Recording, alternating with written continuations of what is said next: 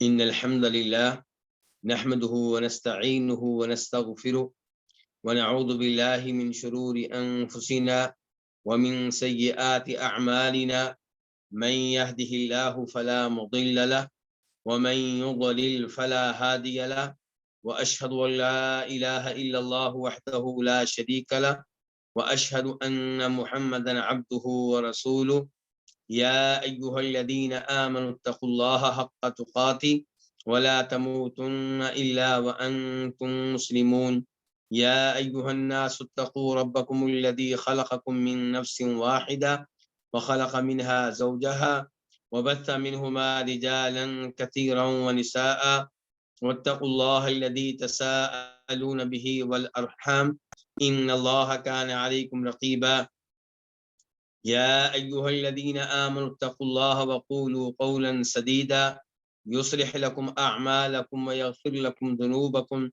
ومن يطع الله ورسوله فقد فاز فوزا عظيما أما بعد فإن خير الحديث كتاب الله وخير الهدي هدي محمد صلى الله عليه وسلم وشر الأمور محدثاتها وكل محدثة بدعة وكل بدعة ضلالة وكل ضلالة في النار۔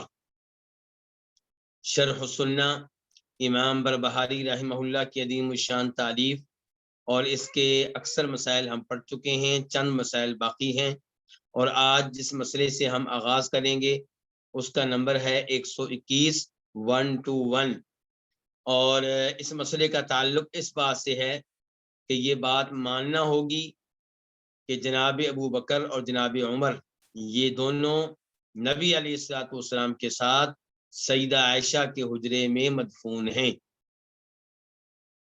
اور یہ مسئلہ کیوں بیان کرنا پڑا؟ ممکن ہے کہ ہمارے امام بربہاری رحمہ اللہ کے زمانے میں ایسے لوگ ہوں جو یہ بات ماننے سے انکار کرتے ہوں کہ ابو بکر و عمر نبی علیہ الصلوۃ والسلام کے ساتھ ہی مدفون ہیں۔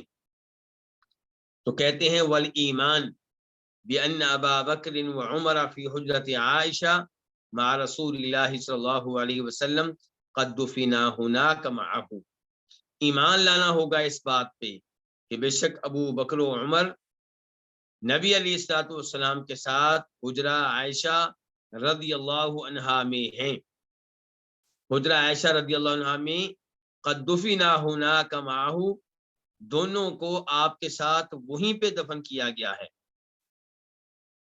فَإِذَا أَتَيْتَ الْقَبْرَ، چنانچہ جب آپ قبر کے پاس آئیں، قبر سے مراد کیا ہے؟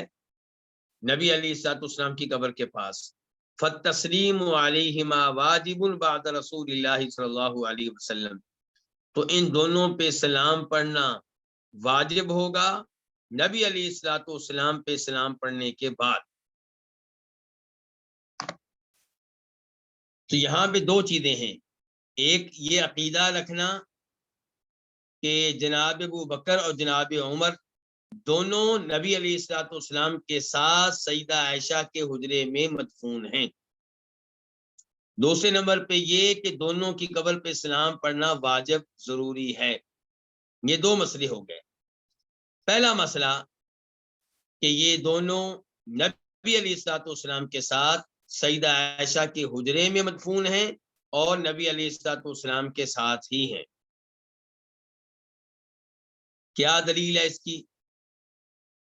ویسے تو یہ معاملہ واضح ہے، تاریخ کی کتب میں، سیرت کی کتب میں آپ کو یہ مل جائے گا، لیکن ایک حدیث بھی آپ کے سامنے رکھ دیتا ہوں، بخاری شریف کی حدیث ہے، نمبر ہے اس کا 3700۔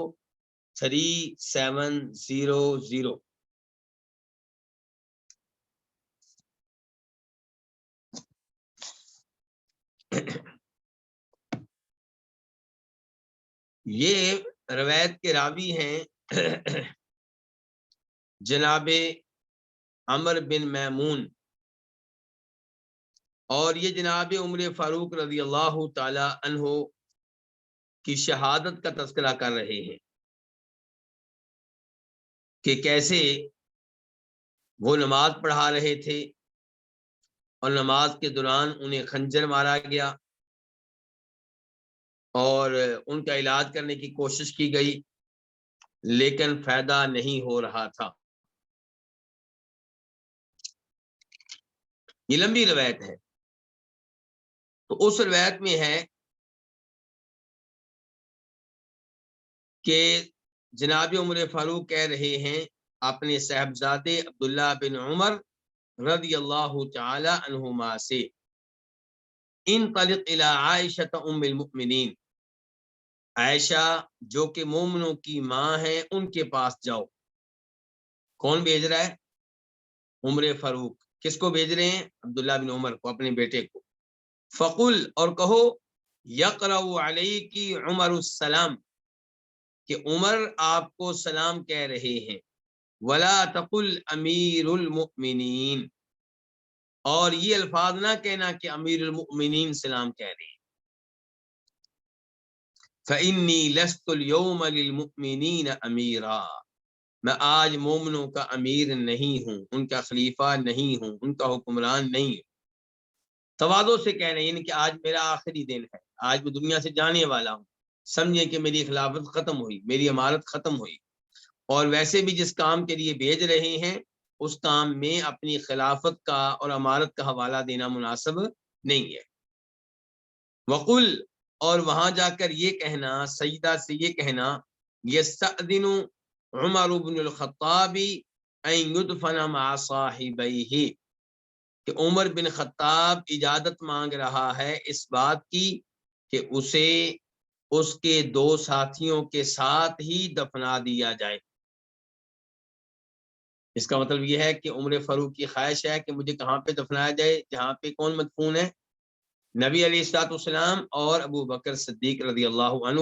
اس کا مطلب یہ ہوا کہ ابو بکر اور اللہ کے رسول ایک ہی جگہ پہ ہیں، اسی لیے وہ کہتے ہیں کہ مجھے ان دونوں کے ساتھ دفنایا جائے۔ اور اجازت کس سے مانگی جا رہی ہے؟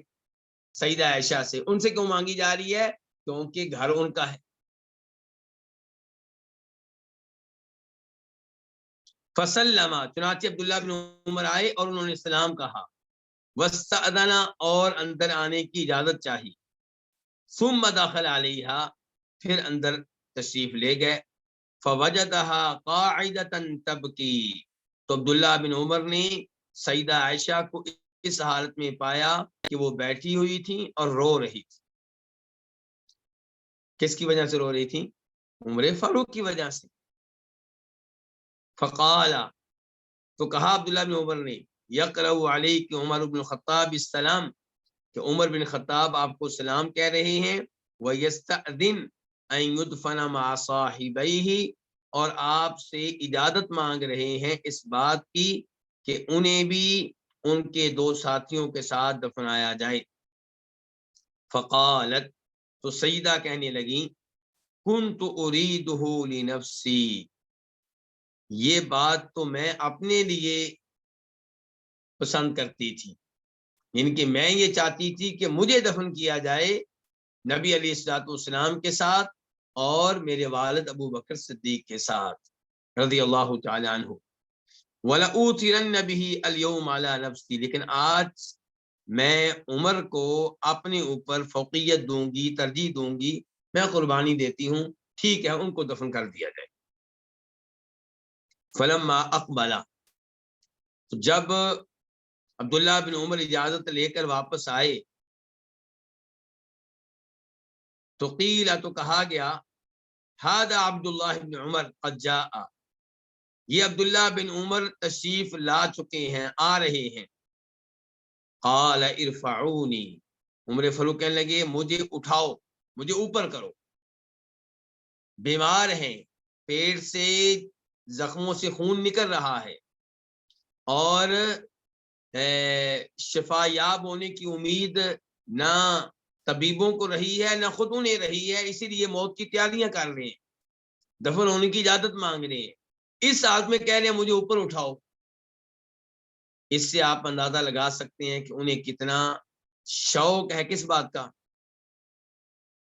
کہ ان کی تدفین نبی علیہ الصلوۃ والسلام اور ابو بکر صدیق کے ساتھ ہو۔ اپنے بیٹے عبداللہ کو بھیجا ہے، جب پتہ چلا عبداللہ واپس آ رہا ہے تو کہتے ہیں مجھے اٹھاؤ، مجھے پتہ چلے، یہ نہیں کہ وہ کیا جواب لے کر آئے۔ فَأَسْنَدَهُ رَجُلٌ إِلَيْهِ، تو ایک آدمی نے انہیں سہارا دے کر اوپر کیا، آدمی نے اس آپ کو سہارا دے دیا اپنے جسم کے ساتھ اور اوپر کیا. فقال، تو کہنے لگے عمر فاروق ما لدیک، کیا خبر لے کر آئے ہو؟ قال الذي تحب یا امیر المؤمنین، امیر المؤمنین میں وہ جواب لے کر آیا ہوں جو جواب آپ کو پسند ہے. آدینت، سیدہ نے آپ کو اجازت دے دی ہے. قال الحمدللہ، میں اس نعمت پہ اللہ کی حمد و ثنا بیان کرتا ہوں. ما کان من شیء اہم الی من ذالک، مجھے اس وقت اس بات سے زیادہ کسی اور چیز کی فکر نہیں تھی. دیکھ لیجئے، فَإِذَا أَنَا قَضَيْتُ فَاحْمِلُونِي، جب میں فوت ہو جاؤں تو میری میت کو، میری لاش کو اٹھا لینا، لے جانا وہاں پہ. ثم سلم، پھر وہاں جا کے سلام کہنا. فقول، اور کہنا یستأذن عمر بن خطاب، کہ عمر بن خطاب آپ سے اجازت مانگ رہا ہے، ان کے دوبارہ.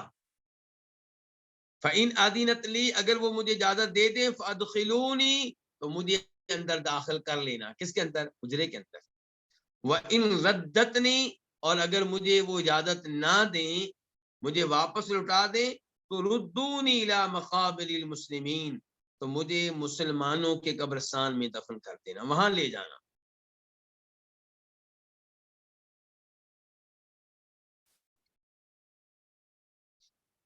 اس کے بعد دیگر امور کا تذکرہ ہے اس روایت میں، اور پھر آخر میں آتا ہے کہ فلما قبیدہ، جب وہ فوت ہو گئے، خرجنا بھی، ہم ان کو لے کر نکلے، ان کی میت کو لے کر نکلے. فانطلقنا نمشی، ہم چلتے رہے. فسلم عبداللہ بن عمر، عبداللہ بن عمر نے السلام کہا اور کہا یستأذن عمر بن خطاب، عمر بن خطاب اجازت مانگ رہے ہیں. قالت ادخلوه، فرمانے لگی انہیں اندر لے آؤ. فادخل، انہیں لایا گیا. فوضع هنالك مع صاحبيه، تو انہیں ان کے دو ساتھیوں کے ساتھ دفنا دیا گیا. تو اس سے کیا پتا چلا پھر کہ تینوں کہاں مدفون ہیں؟ سیدہ عائشہ کے حجرے میں مدفون ہیں. تو اس حدیث پہ ایمان لانا ہوگا، اس فضیلت پہ جو ان کو ملی ہے، اس سعادت پہ جو اللہ نے ان کو دی ہے، اسے ماننا ہوگا. شاید رافضی لوگ اس سعادت کو ہضم نہ کر سکیں، لیکن جو درست عقیدہ رکھتے ہیں، صحابہ کرام سے محبت کرنے والے ہیں، قرآن و حدیث پہ ایمان لانے والے ہیں، انہیں اس امر پہ بھی ایمان لانا ہوگا کہ جیسے اللہ تعالیٰ نے جناب ابو بکر و عمر کو نبی علیہ السلام کی زندگی میں یہ اعزاز دیا تھا کہ آپ انہیں اپنے ساتھ ساتھ رکھتے تھے، اپنے ساتھ لے کر جاتے تھے، ان کے ساتھ میٹنگ کرتے تھے، ان کے ساتھ مشورے کرتے تھے، ایسے اللہ نے ان کو اعزاز دیا کہ فوت ہونے کے بعد وہ نبی علیہ الصلوۃ والسلام کے ساتھ ہی مدفون ہیں، قبریں ایک ساتھ ہیں. اس کے بعد دوسرا مسئلہ کیا تھا اس مسئلے کے اندر ہی، کہ امام برباری نے کہا تھا کہ جب آپ قبر پہ جائیں تو آپ پہ واجب ہے کہ نبی علیہ الصلوۃ والسلام کے بعد ان پہ بھی سلام پڑھیں. یہ کہنا کہ جناب ابو بکر جناب عمر پہ سلام پڑھنا واجب ہے، یہ موقف ٹھیک نہیں ہے. امام بربہاری بہت عظیم امام ہے، ہم ان سے محبت کرتے ہیں، ہم ان کا احترام کرتے ہیں، ان کے علم کو بھی مانتے ہیں، علم کا وہ پہاڑ ہے، لیکن یہ بات ان کی ٹھیک نہیں ہے. سلام پڑھنا واجب نہیں ہے، البتہ سلام پڑھنا افضل ہے، بہتر ہے، سنت ہے. کیا دلیل ہے اس افضل ہونے کی، سنت ہونے کی، بہتر ہونے کی؟ اس بارے میں میں آپ کے سامنے رکھوں گا بریدہ بن حسیب اسلمی رضی اللہ عنہ کی حدیث جو مسلم شریف میں آئی ہے، وہاں پہ نمبر ہے 975 975، اور ابن ماجہ میں بھی آئی ہے اور وہاں پہ نمبر ہے 1547 1547. تو آئیے میں یہ حدیث آپ کے سامنے رکھتا ہوں ابن ماجہ سے، سنن ابن ماجہ سے. ویسے تو یہ مسلم شریف میں بھی موجود ہے، نمبر میں آپ کو بتا چکا ہوں.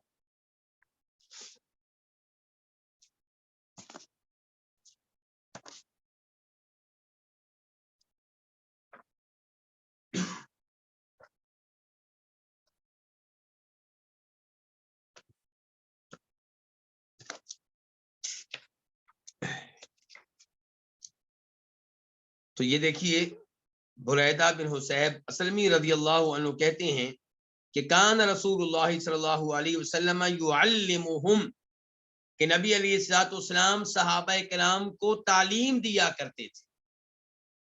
اس کا مطلب ہے بڑی اہم بات ہے جو ابھی وہ بتانے لگے ہیں کہ نبی علیہ السلام انہیں تعلیم دیا کرتے تھے کہ اذا خرجوا الى المقابر، جب وہ قبرستان جائیں تو کان قائلہم یقول، تو وہاں جا کر کہنے والا یہ الفاظ کہے السلام علیکم، تمہارے اوپر سلامتی ہو.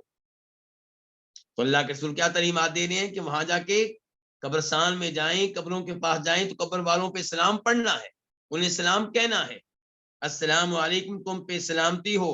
اہل الدیار من المؤمنین والمسلمین، ان گھروں میں رہنے والے مومنوں اور مسلمانوں. تو یہ سلام کن کی قبروں پہ پڑھنا ہے؟ مسلمانوں اور مومنوں کی قبروں، کیونکہ یہ سلامتی کی دعا ہے نا کہ السلام علیکم، اللہ تمہیں سلامت رکھے. مثال کے طور پر اللہ تمہیں سلامت رکھے کس سے؟ عذاب سے. اللہ تمہیں سلامت رکھے ہر طرح کی تکلیف سے. تو السلام علیکم، تم پہ سلامتی نازل ہو ان قبروں میں رہنے والے مومنوں اور مسلمانوں. اور یہاں پہ قبروں کا لفظ کیا قبروں پہ لفظ کیا بولا گیا؟ گھر کا. قبر کو مسلمان اور مومن کا کیا قرار دیا گیا؟ گھر. ان الفاظ میں سبق ہے میرے لیے اور آپ کے لیے کہ ہمارا اصلی گھر یہ نہیں ہے. اصلی گھر ہمارا قبر ہے. جیسے دنیا میں گھر بنانے کے لیے پیسہ خرچ کرتے ہیں، محنتیں کرتے ہیں، ایسے ہی قبر والے گھر کے لیے بھی محنت کریں. اور اس کے وہ قبر والا جو گھر ہے وہ خوبصورت بنے گا، وسیع بنے گا، نعمتوں والا بنے گا. کس کے ذریعے؟ نیک اعمال کے ذریعے. اور اگر ہم گناہ کرتے رہے، فرائض و واجبات میں کمی کوتاہی کرتے رہے، تو وہ گھر ہمارے لیے عذاب کا گھر بن سکتا ہے. تو کیا دعا سکھا رہے ہیں آپ؟ السلام علیکم اہل دیار من المؤمنین والمسلمین، ان گھروں میں رہنے والے مومن اور مسلمانوں، تمہارے اوپر سلامتی نازل ہو. وَإِنَّا إِن شَاءَ اللَّهُ بِكُمْ لَاحِقُونَ، اگر اللہ نے چاہا تو بے شک ہم بھی تم سے آ ملنے والے ہیں، ہم بھی تمہارے پیچھے پیچھے آ رہے ہیں. یہ الفاظ میرے اور آپ کے منہ سے کیوں نکلوائے جا رہے ہیں؟ تاکہ ہمارے دل میں یہ بات بیٹھ جائے کہ ہم نے بھی ان قبروں میں آنا ہے تو تیاری کر لیں. اور دعا کے آخر میں یہ الفاظ کہ نسأل اللہ لنا ولکم العافیہ، ہم اللہ سے تمہارے لیے بھی عافیت کا سوال کرتے ہیں اور اپنے لیے بھی. تو نبی علیہ الصلوۃ والسلام نے قبرستان میں پڑھنے کے لیے یہ دعا سکھائی ہے، یہ سلام سکھایا ہے. کیا آپ نے کہا کہ وہاں پہ جا کے فاتحہ پڑھنا، سورہ بقرہ کی پہلی آیتیں پڑھنا، سورہ بقرہ کی آخری آیتیں پڑھنا، قرآن خوانی کرنا، سورہ یاسین پڑھنا؟ نہیں، بالکل یہ چیزیں آپ نے نہیں سکھائی. آپ نے کیا سکھایا ہے کہ قبرستان میں جا کے قبر والوں کے لیے سلامتی کی دعا کرنی ہے. اب یہاں پہ یہ بھی سوال پیدا ہو جائے گا کہ یہ کیوں کہا جا رہا ہے اے قبر والوں تمہارے اوپر سلامتی نازل ہو؟ کیا قبر والے سنتے ہیں؟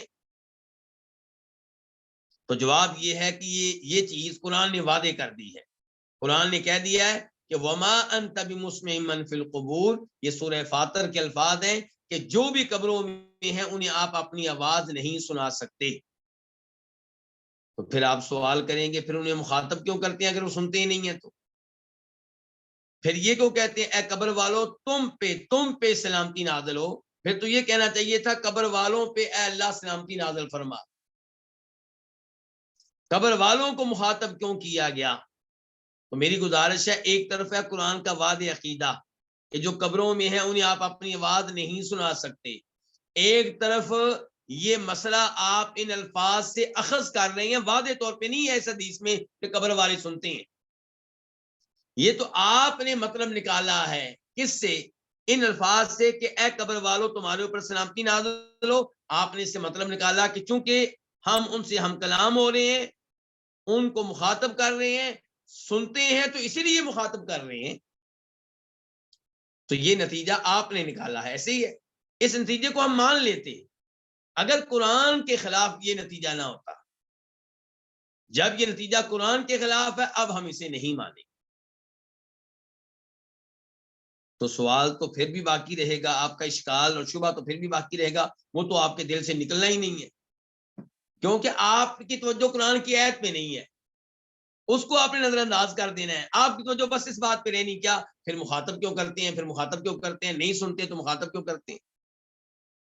میں کہہ رہا ہوں کہ آپ قرآن کی آیت کو بھی سامنے رکھیں، لیکن آپ نے کہا ہم نہیں کرنا، اس لیے شبہ آپ کے دل سے جائے گا نہیں، تو پھر شبہ دور کرنے کے لیے میں آپ کو ایک دو چیزیں اور بتا دیتا ہوں۔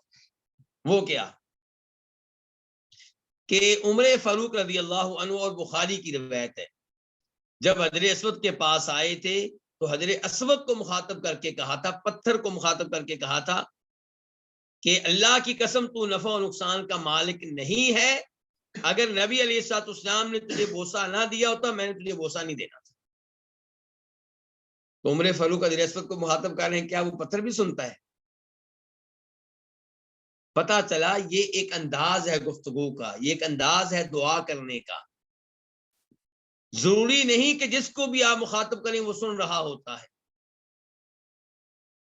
ہماری ماں فوت ہو جائے، اللہ ہم سب کی ماؤں کو سلامت رکھے، جن کی فوت ہو چکی ہیں انہیں اللہ تعالیٰ جنت میں اعلیٰ مقام نہایت فرمائے، تو جن کی ماں فوت ہو جائے وہ کئی دن ماں کی قبر پہ آ کے ماں سے باتیں کرتے رہتے ہیں، حالانکہ ان کو بھی پتا ہوتا ہے ماں سن نہیں رہی، ان کا بھی نظریہ یہ ہوتا ہے ماں سنتی نہیں ہے، لیکن باتیں پھر بھی کر رہے ہوتے ہیں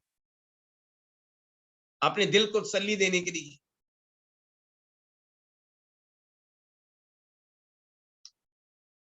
ایک اور چیز آپ نوٹ کریں کہ ہمیں کیا سکھایا گیا ہے، جب کسی معذور کو دیکھیں، کسی لنگڑے کو دیکھیں، نابینا کو دیکھیں، مصیبت زدہ کو دیکھیں، تو کیا دعا پڑھنی چاہیے؟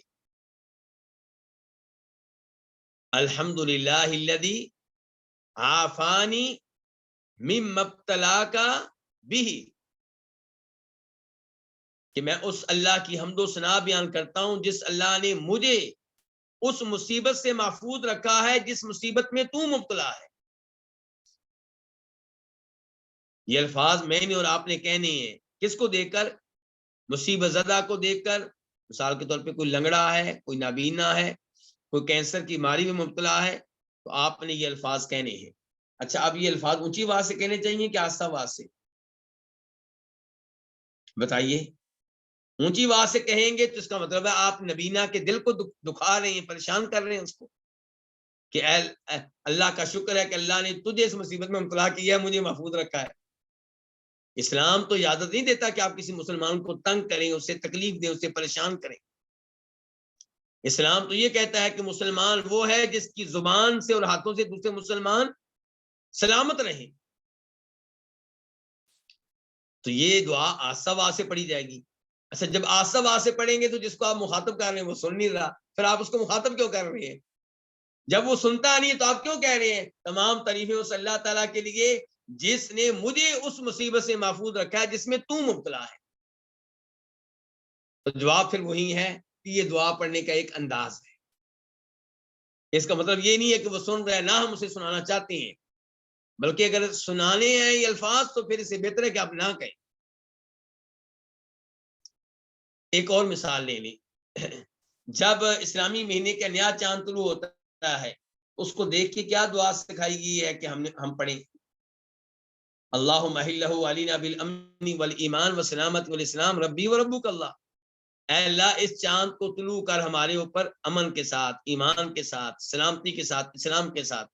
اے چاند تیرا رب بھی اللہ، میرا رب بھی اللہ۔ کیا چاند سنتا ہے؟ اس کو مخاطب کیوں کر رہے ہیں؟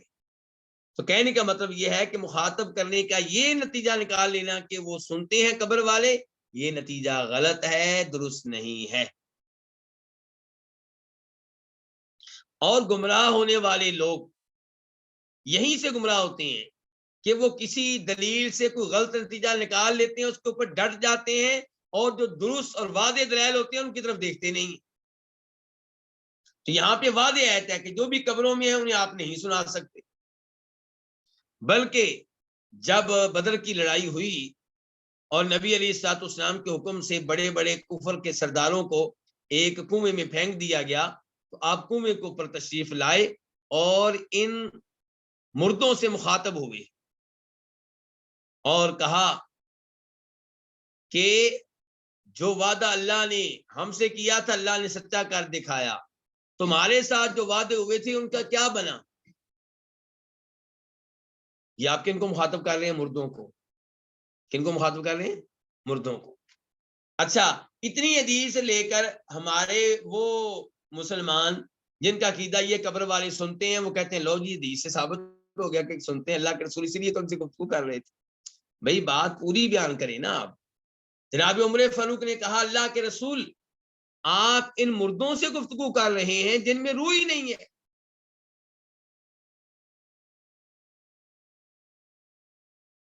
عمر فاروق کو یہ عقیدہ کہاں سے معلوم ہوا کہ مردے سنتے نہیں ہیں؟ کیوں جی؟ غور کیجئے ذرا اس پہ۔ اس کا مطلب عمر فاروق یہ عقیدہ رکھتے تھے کہ مردے نہیں سنتے، اسی لیے اللہ کے رسول سے کہہ رہے ہیں اللہ کے رسول آپ ان سے گفتگو کر رہے ہیں جن میں روح ہی نہیں ہے۔ یہ تو بخاری شریف کے الفاظ کا مفہوم ہے، ورنہ مسند احمد کی روایت میں یہ الفاظ بھی آئے ہیں۔ انہوں نے اس موقع پہ قرآن کریم کی وہ آیتیں پڑھی جن سے پتہ چلتا ہے کہ مردے نہیں سنتے، جن کے کہا اللہ کے رسول آپ ان سے کلام کر رہے ہیں، ان سے گفتگو کر رہے ہیں، جبکہ اللہ تعالیٰ کہتا ہے کہ آپ مردوں کو نہیں سنا سکتے۔ انک لا تسمع الموتى۔ تو نبی علیہ الصلوۃ والسلام نے اس موقع پہ عمر فاروق سے یہ نہیں کہا کہ عمر تمہارا عقیدہ غلط ہے، اس کو ٹھیک کرو، صحیح بات یہ ہے کہ مردے سنتے ہیں، بلکہ آپ نے یہ کہا کہ یہ اس وقت میری گفتگو تم سے زیادہ سن رہے ہیں۔ الان، اب،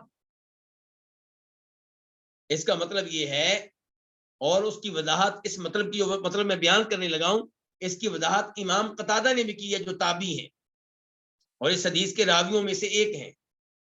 وہ کہتے ہیں کہ اللہ تعالی نے ان کو آپ کا کلام سنایا تاکہ ان کے عذاب میں، ان کی تکلیف میں اضافہ ہو، ان کی ذلت میں اضافہ ہو۔ اس کا مطلب یہ ہے کہ عام قانون اور اصول یہ ہے کہ مردے نہیں سنتے۔ اس موقع پہ اللہ نے آپ کی یہ باتیں ان کو سنائیں تاکہ ان کے عذاب میں اضافہ ہو، اور یہ آپ کا معجزہ بھی ہوا۔ اسی لیے امام بہقی اس حدیث کو اپنی اس کتاب میں لے کر آئے ہیں جس کا نام ہے دلائل النبوہ، یعنی کہ نبوت پہ دلالت کرنے والے معجزات، نبی علیہ السلام کی معجزات امام بہقی نے کتاب میں جمع کر دیے، وہاں پہ اس حدیث کو بھی لے کر آئے بتانے کے لیے کہ یہ معجزہ ہے۔ تو آپ کی گفتگو ان مردوں نے سنی، یہ معجزہ ہے، یہ عام اصول نہیں ہے۔ عام اصول وہ ہے جو قرآن نے بتا دیا کہ جو قبروں میں انہیں آپ اپنی آواز نہیں سنا سکتے۔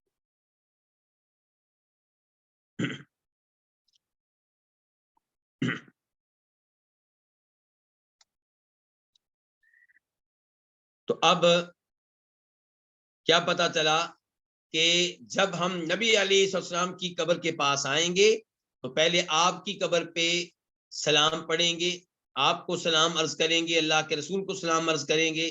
مثال کے طور پہ ہم کہیں گے السلام علیکم ایھا النبی، اے نبی آپ پہ سلامتی نازل ہو، اور یہ وہ الفاظ ہیں جو اتحیات میں ہم کہتے ہیں، تشہد میں کہتے ہیں، اللہ کے رسول کے سکھائے ہوئے الفاظ ہیں، تو یہ سب سے بہتر ہیں۔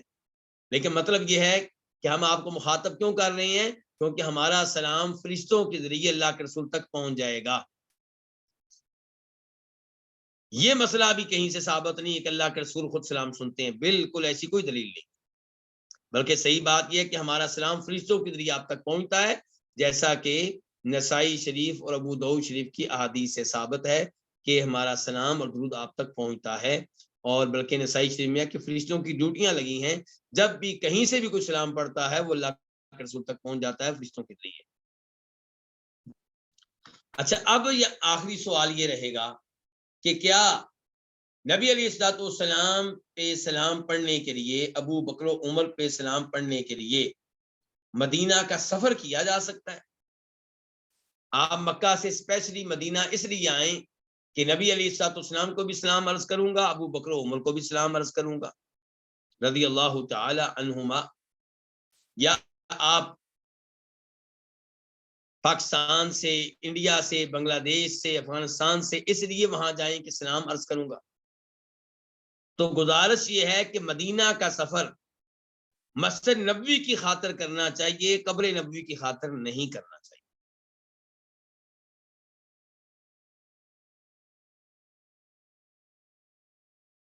کسی بھی قبر کی خاطر سفر کرنا جائز نہیں ہے، بلکہ کسی مسجد کے لیے بھی سفر کرنا جائز نہیں ہے۔ کسی مسجد کو قابل تعظیم جان کر، دیگر مساجد کے مقابلے میں مقدس جان کر، یا زیادہ اجر و ثواب کا حامل جان کر مسجد کے لیے بھی سفر کرنا جائز نہیں ہے، چاہے جائے کہ آپ کسی قبر کے لیے سفر کریں، ایک شہر سے دوسرے شہر جائیں۔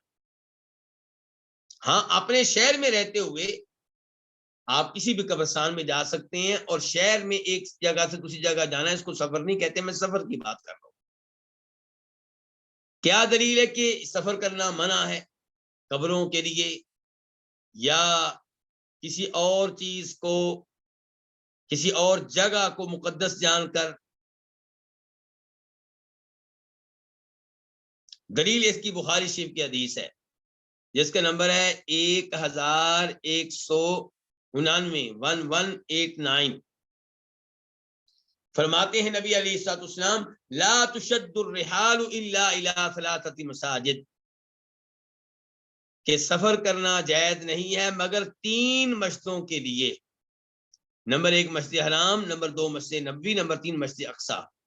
اس کا مطلب یہ ہے کہ اگر کوئی مدینہ جاتا ہے صرف مسجد قباء کی خاطر کہ وہاں 2 رکعتیں ادا کروں گا، کیونکہ وہاں پہ 2 رکعتیں ادا کرنا یہ عمرے کے برابر ثواب ہے، تو اس کا یہ سفر ٹھیک نہیں ہے۔ حالانکہ یہ مسئلہ حدیث سے ثابت ہے کیا کہ مسجد قباء میں جا کے 2 رکعتیں ادا کریں تو آپ کو عمرے کی طرح ثواب ملے گا، لیکن یہ اس کے لیے ہے جو مدینہ آ چکا ہے یا مدینہ میں رہتا ہے۔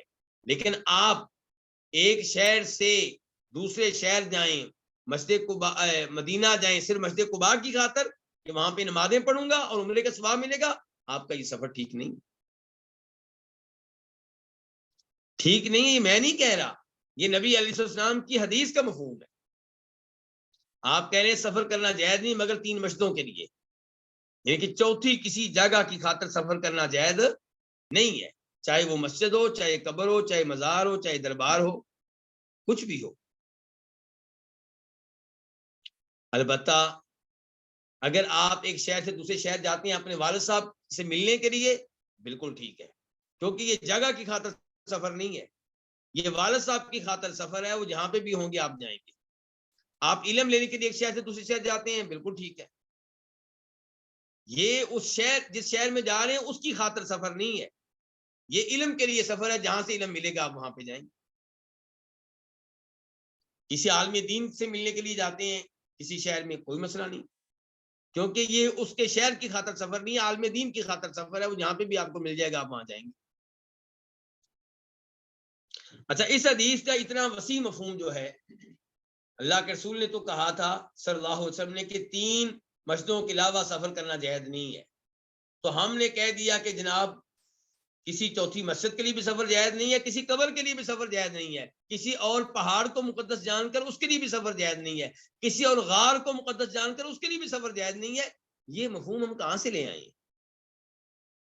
آئیے ایک روایت آپ کے سامنے رکھتا ہوں، اس کے راوی ہیں ابو بصرہ غفاری رضی اللہ تعالیٰ عنہ، مسند احمد میں یہ روایت آئی ہے، اور نمبر ہے اس کا 23,850 23,850۔ اس حدیث کا مفہوم یہ ہے کہ ابو بصرہ غفاری جناب ابو ہریرہ سے ملاقات کرتے ہیں، اور ابو ہریرہ طور پہاڑ سے واپس آئے ہیں۔ کہاں سے واپس آئے ہیں؟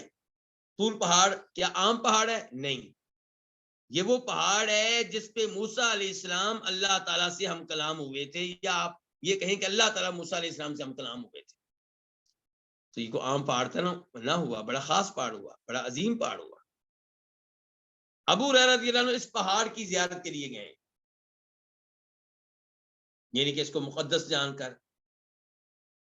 اگر دنیا کی خاطر آپ جائیں، مثال کے طور پہ اگر آپ پاکستان سے، انڈیا سے مسجد قباء، صرف مسجد قباء کی خاطر جاتے ہیں، اور ارادہ کیا ہے کہ میں ذرا مسجد قباء کی فن تعمیر دیکھ لوں، سنا بڑی خوبصورت مسجد بنی ہے، دیکھوں کیسے بنی، ایسی مسجد میں بھی بناؤں گا اپنے ملک میں، اپنے شہر میں۔ تو اب یہ سفر اس لیے سفر نہیں ہے کہ مسجد قباء عظیم ہے تو اس جگہ کی خاطر سفر کر رہا ہوں، بلکہ یہ دنیاوی سفر ہوا کہ میں نے دیکھنی ہے کہ اس کا بنانے کا طریقہ کیا ہے. میں انجینئر ہوں اس لیے سفر کر رہا ہوں, آپ انجینئر ہیں اس لیے سفر کر رہے ہیں, تو یہ دنیاوی سفر ہو گیا, یہ جائز ہے. لیکن عبادت کا سفر, جگہ کو مقدس جان کر سفر, یہ درست نہیں ہے کسی اور چیز جگہ کے لیے سوائے ان 3 جگہوں کے لیے. تو ابو بصرہ غفاری ابو ہریرہ سے ملے, ابو ہریرہ نے بتایا کہ میں طور پہاڑ کی زیارت کر کے آیا ہوں. ابو بصرہ غفاری کہنے لگے, ابو ہریرہ اگر مجھے پہلے علم ہو جاتا تو میں آپ کو کبھی جانے نہ دیتا. کیا آپ نے یہ حدیث نہیں سنی کہ اللہ کے رسول فرماتے ہیں کہ 3 مسجدوں کے علاوہ سفر کرنا جائز نہیں ہے, مسجد حرام, مسجد نبی, مسجد اقصی. تو کیا ابو ہریرہ نے چوتھی کسی مسجد کا سفر کیا تھا؟ نہیں, انہوں نے تو پہاڑ کا کیا تھا. تو صحابی نے اس حدیث کو پہاڑ کے سفر پہ بھی چسپاں کیا ہے. تو پتہ چلا کہ ان 3 مساجد کے علاوہ کسی جگہ کو, کسی قبر کو مقدس جان کر سفر کرنا یہ ٹھیک نہیں ہے. لیکن جب آپ مسجد نبوی کی خاطر مدینہ آئیں, مسجد نبوی کے لیے سفر ٹھیک ہوا نا, جیسے کہ اس حدیث سے پتہ چلا ہے, تو اب آپ مدینہ میں پہنچ کے اللہ کے رسول علیہ السلام کی قبر کے پاس بھی آئیں اور سلام کہیں, اور ابو بکر عمر فاروق کی قبروں کے پاس بھی آئیں اور سلام کہیں. اس کے بعد مسئلہ نمبر 122 122, امام بربہاری کہتے ہیں والامر بالمعروف والنهی عن المنکر واجب الا من خفت سیفہ او عصاہ. نیکی کا, بلائی کا حکم دینا, برائی سے روکنا یہ واجب ہے, سوائے اس شخص کے جس کی تلوار سے آپ ڈرتے ہوں یا جس کے ڈنڈے سے آپ ڈرتے ہوں. کیا مفہوم ہے جی اس حدیث کا؟ یہاں پہ پہلے تو امام بربہاری یہ بتا رہے ہیں کہ نیکی کا حکم دینا, برائی سے روکنا یہ واجب ہے, ہر مسلمان پہ واجب ہے کہ نیکی کا حکم دے, برائی سے روکے. اچھا یہ پہلے یہ طے کر لیں کہ نیکی کہتے کس کو, معروف کا لفظ آیا, معروف کس کو کہتے ہیں؟ سب سے بڑا معروف جو ہے, سب سے بڑی نیکی جو ہے وہ توحید ہے. تو توحید کی دعوت دینا یہ آپ پہ واجب ہے. پھر نماز ہے, نماز کی دعوت دینا آپ پہ کیا واجب ہے؟ زکوٰۃ ہے, زکوٰۃ کی دعوت دینا واجب ہے. رمضان کے روزے رکھنے کی دعوت دینا, اس کی تبلیغ کرنا, اس کا حکم دینا یہ واجب ہے. اگر کسی پہ حج فرض ہو چکا ہے وہ حج نہیں کرتا, آپ اس کو کہیں کہ حج کرو, یہ آپ پہ واجب ہے. اس کے بعد کیا ہے, دوسرے نمبر پہ صرف نیکیوں کا حکم دینا کافی نہیں, برائی سے روکنا بھی ضروری ہے. آج نیکیوں کا حکم دینے والے آپ کو مل جائیں گے, برائی سے روکنے والے کم ہیں.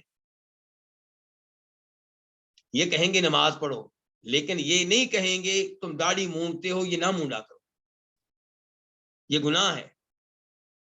یہ کہیں گے کہ تلاوت کیا کرو, لیکن یہ نہیں کہیں گے کہ تم گانے سنتے ہو, یہ منع ہے, یہ کام نہ کیا کرو. یہ کہیں گے توحید کو اپناؤ, یہ صاف صاف نہیں کہیں گے تم اس قبر والے کی قبر کے کا طواف کرتے ہو, یہ منع ہے. قبر والے سے دعائیں کرتے ہو, یہ منع ہے. قبر والے سے شفا مانگتے ہو, یہ منع ہے.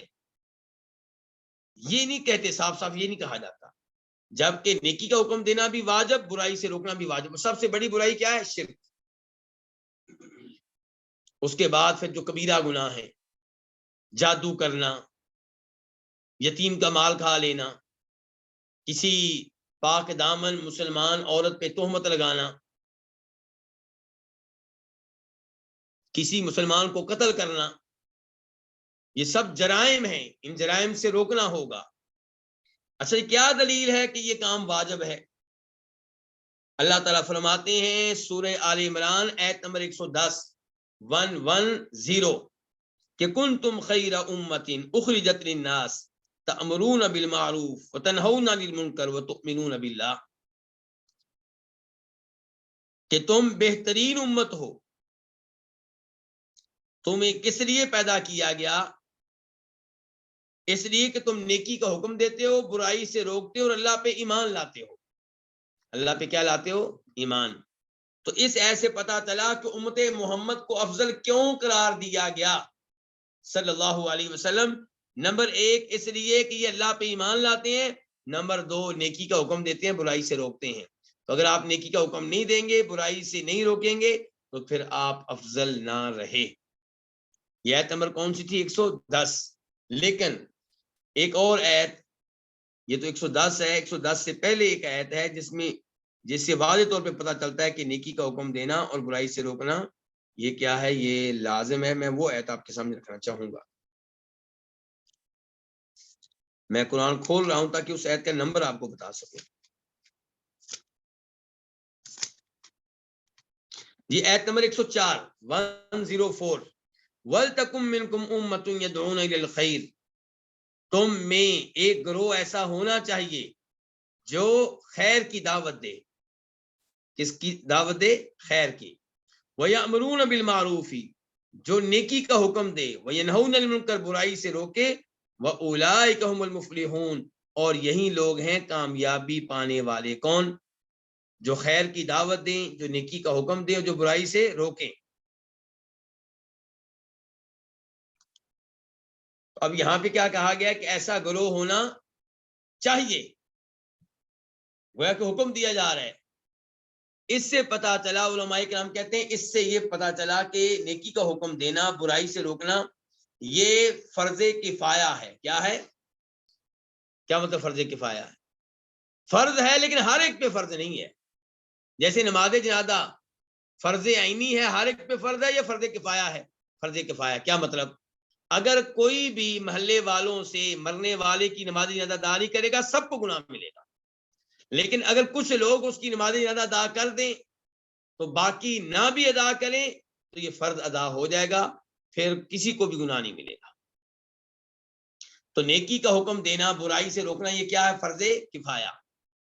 اس کا مطلب یہ ہے کہ اگر برائی کرنے والے کو ایک آدمی نے روکا برائی کرنے سے، 2 نے روک دیا، 3 نے روک دیا، باقی نہ بھی روکیں کام چل جائے گا. لیکن اگر کوئی بھی نہ روکے اس سے گناہ سے، پھر سب کو گناہ ملے. اچھا، اگر نماز جنازہ میں 40 آدمی کی بجائے 100 شریک ہوں تو سب کو ثواب ملے گا. جی ایسے ہی برائی سے روکنے کا کام اگر ایک کے بعد دوسرا بھی کرے، تیسرا بھی کرے، چوتھا بھی کرے، پانچواں بھی کرے، سب کو ثواب ملے گا.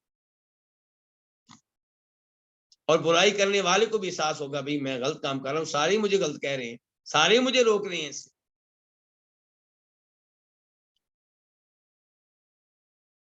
اور کچھ علماء کرام کا یہ موقف ہے کہ نیکی کا حکم دینا، برائی سے روکنا یہ ہر ایک کے اوپر فرض ہے. لیکن چلیں 2 منٹ کے لیے ہم اس کو فرض کفایہ مان لیتے ہیں. اب آپ کے گھر میں ایک برائی ہو رہی ہے، وہاں پہ تو ظاہر ہے دوسرے گھر والے آ کے تو نہیں یہ کام کریں گے نا کہ برائی سے روکنے کو، وہ تو آپ نہیں کرنا ہے. اب آپ پہ فرض ہو گیا. فرض کون سا ہو گیا؟ فرض عین ہو گیا آپ پہ.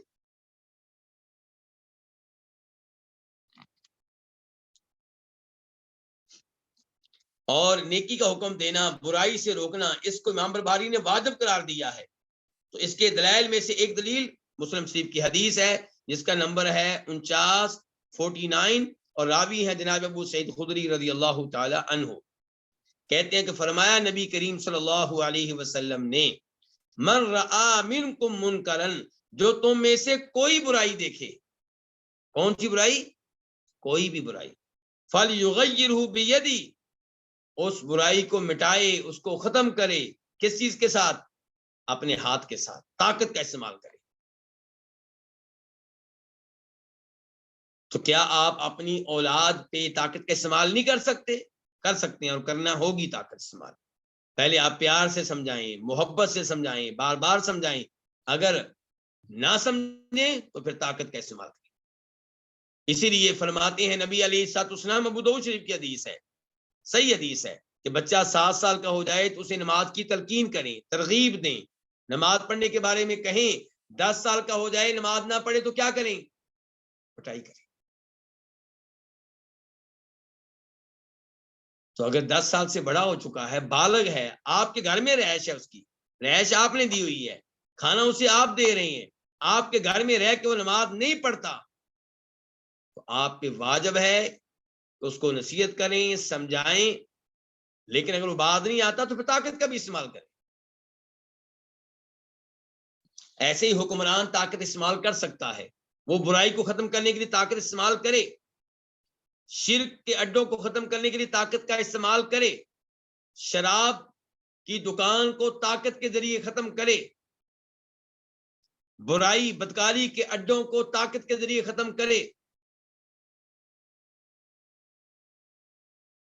لیکن کیا میں اور آپ ڈنڈے کا استعمال، اسلحے کا استعمال عام لوگوں پہ کر سکتے ہیں؟ نہیں کر سکتے، کیونکہ ہمیں یہ اختیار ہی نہیں ہے۔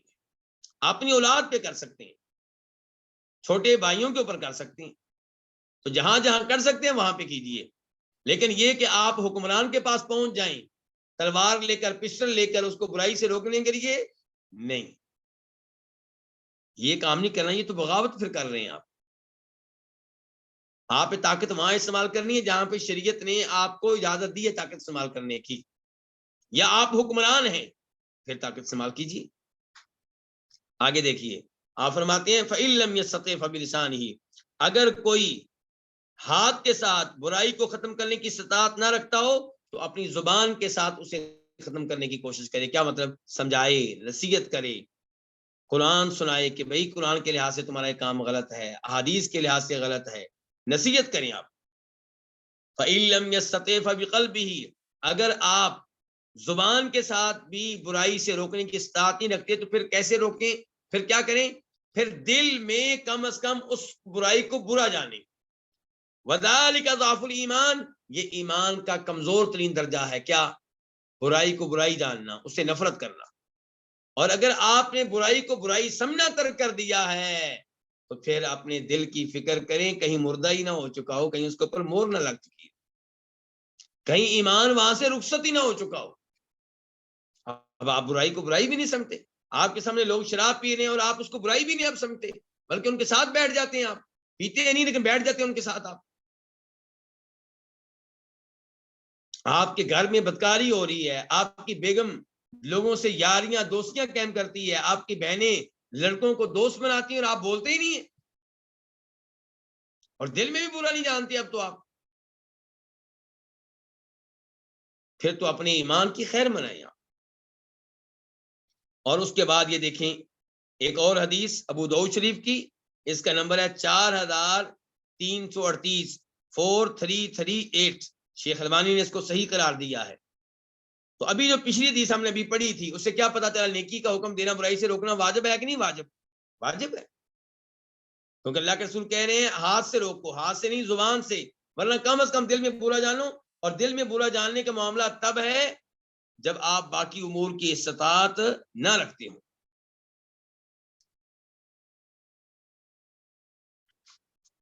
اچھا، اب یہ حدیث دیکھیں آپ، اس سے بھی پتہ چلے گا کہ نیکی کو حکم دینا، برائی سے روکنا واجب ہے، کہ فرمایا نبی علیہ الصلوۃ والسلام نے، اور یہ حدیث ابو داؤد شریف میں آئی ہے، اور وہاں پہ اس کے راوی جو ہیں وہ ابو بکر صدیق رضی اللہ عنہ ہیں، اور یہ حدیث ذرا دھیان سے سنیے گا۔ ابو بکر صدیق خطبہ دے رہے ہیں لوگوں کو، اور کہتے ہیں کہ قرآن میں یہ آیت آئی ہے کہ یا ایھا الذین آمنوا علیکم انفسکم لا یضرکم من ضل اذا اہتدیتم، یہ سورہ مائدہ ہے، اور اس کی آیت کا نمبر میں نوٹ نہیں کر سکا، وہ میں آپ کو لکھوانا چاہوں گا، کیونکہ میں چاہتا ہوں اس حدیث کو ذرا آپ کو توجہ دیں۔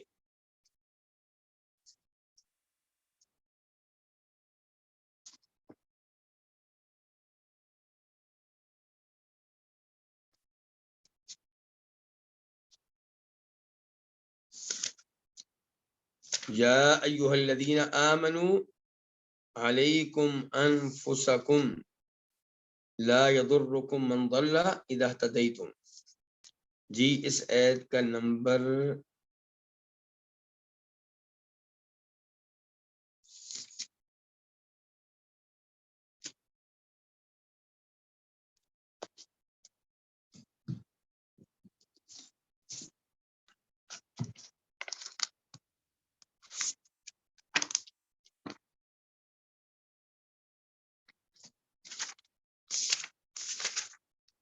جی آیت کا نمبر ہے 105، سورہ مائدہ 105۔ اچھا، اس آیت میں کیا ہے؟ ابو بکر صدیق خطبے میں کہتے ہیں رضی اللہ تعالی عنہ کہ اللہ تعالیٰ فرماتے ہیں قرآن حکیم میں، یا ایھا الذین آمنوا علیکم انفسکم، اے ایمان والو اپنی فکر کرو، وہ شخص جو گمراہ ہو جائے اس کا تمہیں کوئی نقصان نہیں ہوگا جب تم ہدایت پہ رہو۔ اس کا مطلب کیا نکلا؟ کہ کوئی گمراہ ہوتا ہے تو ہو جائے، گناہ کرتا ہے تو کرے، شرک کرتا ہے تو کرے، تمہیں کوئی نقصان نہیں ہوگا جب آپ ہدایت پہ ہوں گے۔ اس کا مطلب یہ ہے کہ دوسروں کو نیکی کا حکم دینا ضروری پھر نہیں ہے، لوگوں کو برائی سے روکنا ضروری نہیں ہے۔ آپ ہدایت کے اوپر ہیں تو وہ تمہیں نقصان نہیں دیں گے، ان کا تمہیں کوئی نقصان نہیں ہوگا۔ ابو بکر صدیق کہتے ہیں کہ یہ آیت، جب کہ دوسری طرف حدیث ہے نبی علیہ الصلوۃ والسلام کی، کیا حدیث ہے کہ لوگ جب ظالم کو دیکھیں، ظلم کرنے والے کو دیکھیں اور اس کا ہاتھ نہ پکڑیں، اس کو ظلم سے نہ روکیں، تو قریب ہے کہ اللہ تعالیٰ سب کو عذاب میں مبتلا کر دے، ظلم کرنے والے کو بھی اور جو ظلم سے روکتے نہیں ہیں ان کو بھی۔ اچھا، اب قرآن کی ایت سے بظاہر یہ لگ رہا تھا کہ آپ اگر ہدایت کے اوپر ہیں، آپ ٹھیک ہیں، کوئی اور جو مرضی کرے آپ کو کوئی ٹینشن نہیں لینی چاہیے، آپ کو کوئی نقصان نہیں ہوگا۔ ایت کیا کہہ رہی ہے کہ اگر ظالم کا ہاتھ نہیں پکڑیں گے تو عذاب ان کے ساتھ ساتھ آپ پہ بھی آئے گا۔ آپ کس کو لیں؟ تو آپ اس روایت کو پڑھ کر دیکھیں جس کا نمبر میں آپ کو لکھوا چکا ہوں۔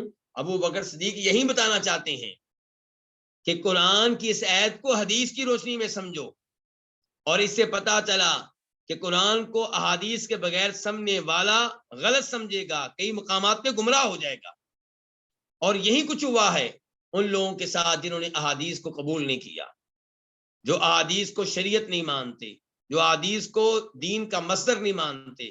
مثال کے طور پہ جاوید احمد غامدی اور ان کے بڑے مولانا امین احسن اصلاحی، حمید الدین فراہی، پرویز، اور کئی مقامات پہ مولانا مودودی کو بھی ٹھوکر لگی ہے، اور دیگر بھی کئی لوگوں کو یہ ٹھوکریں لگی ہیں۔ تو صحیح بات کیا ہے کہ اس آیت کو حدیث کی روشنی میں سمجھا جائے۔ یہ پیغام ہے کس کا؟ ابو بکر صدیق رضی اللہ عنہ کا۔ تو اب پھر مطلب کیا نکلے گا آیت؟ اب جب حدیث آپ کے ذہن میں ہوگی تو پھر قرآن کی آپ کو سمجھ کیا آئے گی کہ اللہ تعالیٰ کہہ رہے ہیں اے ایمان والو اپنی فکر کرو، تمہیں وہ نقصان نہیں دے سکے گا جو گمراہی کے راستے پہ چل رہا ہے جب تم ہدایت کے اوپر ہوئے۔ اور ہدایت پہ ہونے کا مطلب کیا ہے کہ آپ توحید کے اوپر ہیں۔ ہدایت کا مطلب کیا ہے کہ آپ نمازیں پڑھتے ہیں۔ ہدایت کا مطلب کیا ہے کہ آپ زکوٰۃ دیتے ہیں اگر واجب ہے تو۔ ہدایت کا مطلب یہ ہے کہ آپ حج کرتے ہیں اگر آپ کے اوپر فرض ہے، ایسے ہی ہے نا۔ تو ہدایت کا مطلب یہ بھی ہے کہ آپ نیکی کا حکم دیتے ہیں، برائی سے روکتے ہیں۔ تو ہدایت کا مطلب یہ ہوا کہ آپ اگر ہدایت کے اوپر ہیں، یعنی کہ نیکی سے روک رہے ہیں، نیکی کا حکم دے رہے ہیں، برائی سے روک رہے ہیں، پھر بھی کوئی اگر آپ کی بات نہیں مانتا، وہ گمراہی کی راہ پہ چل رہا ہے، تو اب آپ کو کوئی نقصان نہیں، کیونکہ آپ نے اپنا حق ادا کیا، آپ نے اس کو دعوت دی خیر کی، آپ نے برائی سے روکا، تبلیغ کی، نصیحت کی، اب آپ کو کوئی نقصان نہیں ہوگا۔ تو امام برباری کیا کہہ رہے تھے کہ نیکی کا حکم دینا اور برائی سے روکنا یہ کیا ہے؟ یہ واجب ہے۔ تو واجب ہر مسلمان پہ ہے، لیکن اپنی اپنی طاقت کے مطابق اور اپنے اپنے علم کے مطابق۔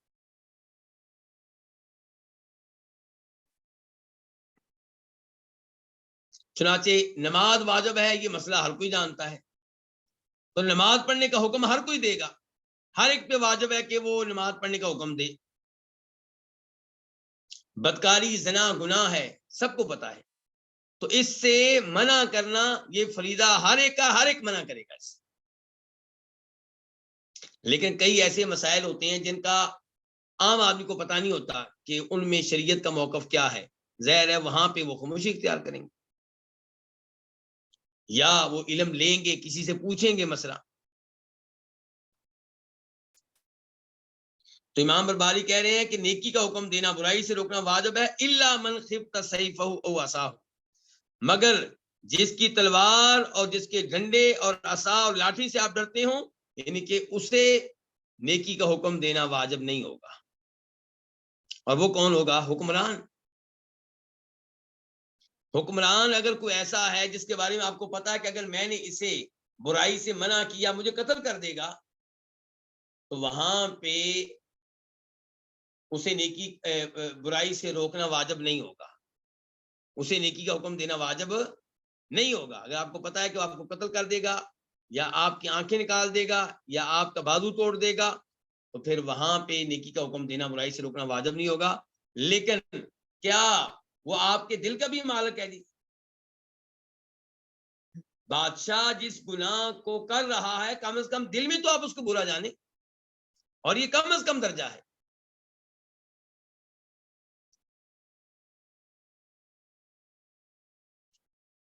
اور حکمران جو ہے، اگر آپ سمجھتے ہیں کہ میں